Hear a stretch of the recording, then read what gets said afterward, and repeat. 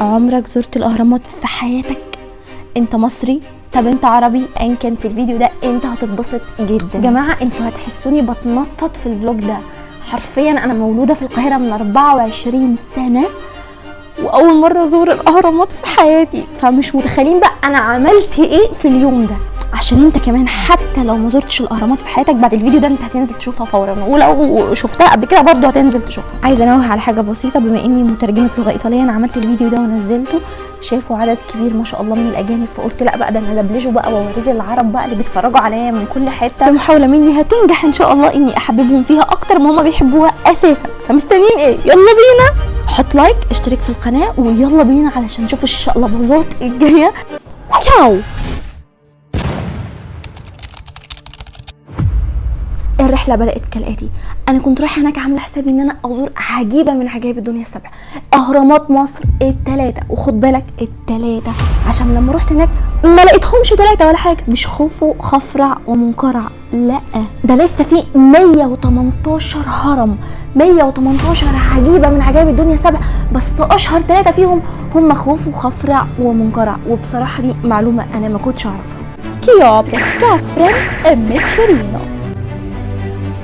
المعلومه التانية اللي انا هقولها لك دلوقتي بصراحه انا كنت عارفاها قبل كده، بس انت بتتفرج عليها ممكن ما تبقاش عارفها اصلا. فيا باشا لو انت متخيل ان الاهرامات ما هي الا اثار مصريه موجوده على الارض المصريه وبس، يعني الملك عملها علشان يخلد ذكراه فقط، فانت غلطان، لاني هفاجئك واقول لك ان البنيه العلويه للاهرامات دي هي اللي عباره عن هرم، ولكن من جوه في لسه تاني مقابر. فالهرم اللي انت شايفه من بره الهرم ده البنيه العلويه بس، ده معناه ان في حاجات تانية تحت انت مش شايفها اصلا. انت لو دخلت الهرم من جوه هتلاقي ان هو اصلا مقبره. شايف العظمه اللي انا واقفه قدامها دي؟ الهرم اللي ورايا ده شارك في بنائه اكتر من 100,000 بني ادم. متخيل الهرم ده؟ chiamo Chiope? Ma dai, tutto il mondo sa come ti chiami.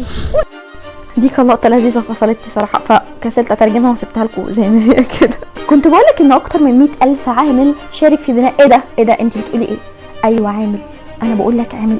انت فكر ان اللي بنى الاهرامات عبيد، دي معلومات غلط. اللي بنى الهيكل العظيم ده اللي ابهر العالم كله كانوا عمال مصريين قدماء ومش عبيد بالسخره. ودلوقتي نيجي لاهم جزء في الفيديو، هي لعنه الفراعنه. لعنه الفراعنه بتتلخص في ان اي حد هيزعج اي موميا الفرعون هيتلعن. الفكره ان اللعنه دي مش اي كلام وخلاص، ده اللعنه فعلا حلت بمجرد فتح مقبرة الملك توت عنخ آمون. وأول ما دخلوا المقبرة لقوا عبارة بتقول: سيضرب الموت بجناحيه السامين كل من يحكر صفو الملك.